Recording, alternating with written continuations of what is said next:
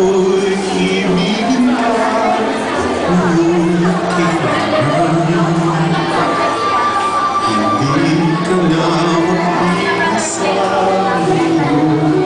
Nagpapasalamat ako at nakagano kayo namin sa aming pagtitipon sa ating maligayang kaarawan. At nagpapasalamat din ako dahil sa mga taong nag-prepare sa magandang okasyon na ito. Cheers sa atin! Cheers!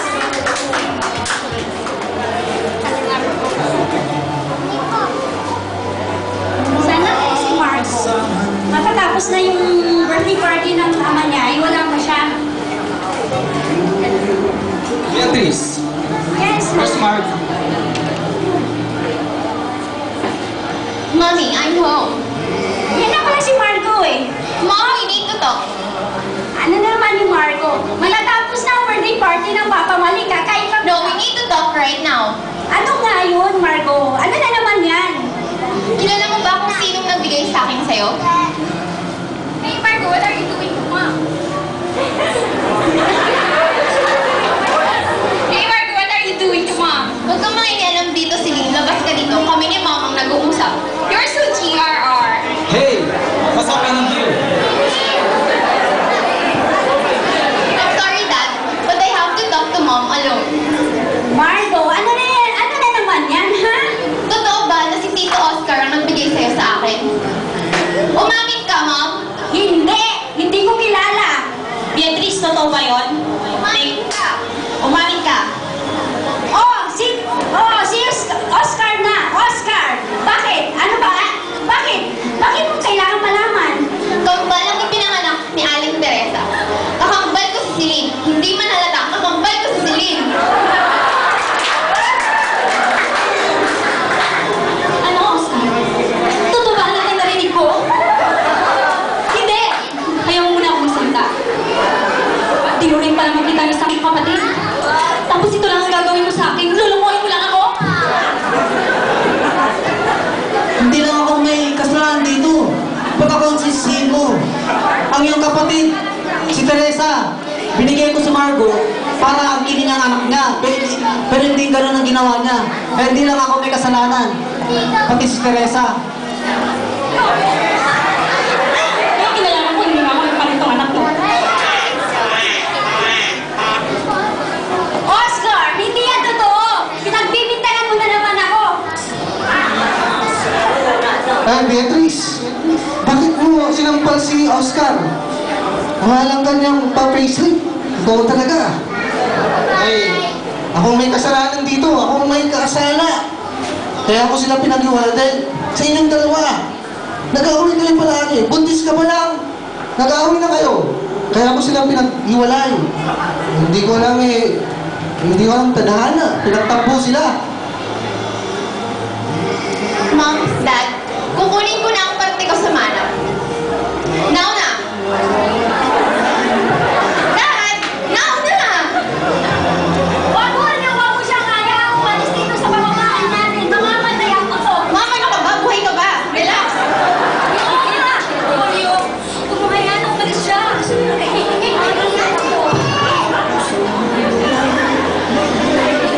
Actually, Beatrice, may pamanan ako sa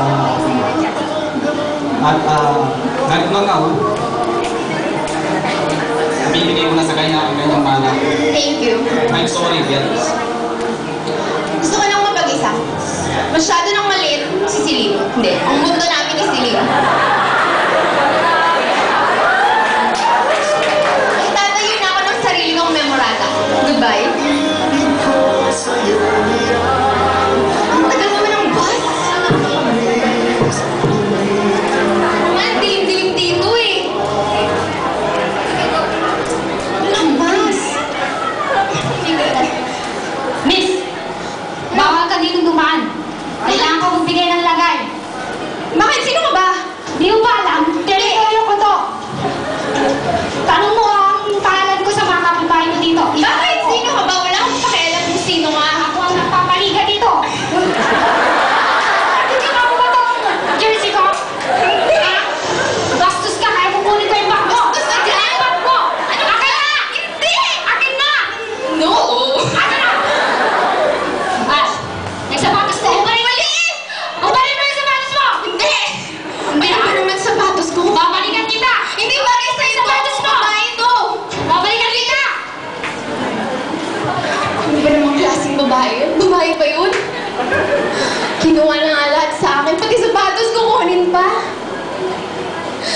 gutom na ako. Pagod na ako. Hindi na ba ako maglalakad? Sino ba yung susunod dito? Buti pa yung babae. Kumakain lang. Gutom na ako.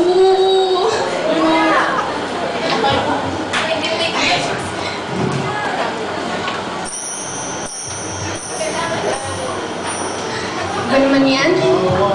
Sa bahay ng mga magulang ko, hindi ko kailangang pumulot ng pagkain. Hindi pa ako sigurado kung baka may sakit pa yung babae. Pinulutan ko ng pagkain, ang payat-payat niya.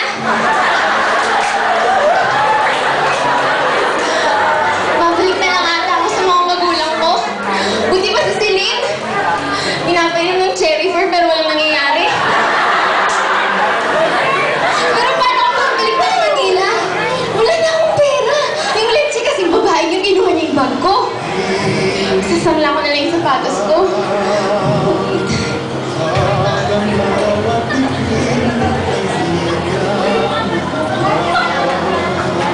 Julio!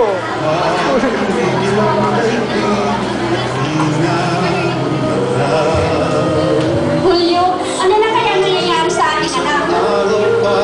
Baka kung baka kung ano nang kinakain niya, umayag na siya, or what, hindi natin alam. Kailangan natin siya hanapin. Beatrice, don't worry. Sigurado ako na nasa mabuti siya talaga. Kasi binigyan natin siya ng oras. Nakalagay yun sa pag-book. At sigurado ko, may mumaraman na yun. Mami, babalik na ako. Wala na akong pera. Gutom na ako. Pagkain.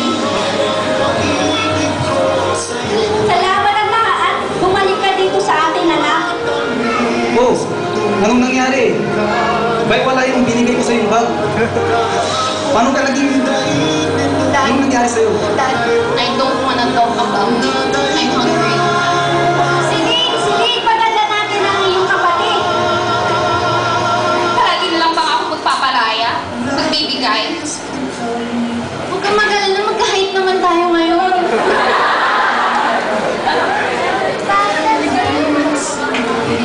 Alam mo, sige, kailangan mong maintindihan na bilang mga magulang is maaaring hindi mo pa naunawaan ang pakiramdam ng kawalay sa kapatid mo. Maaaring hindi mo pa naramdaman yun, pero sa amin masakit.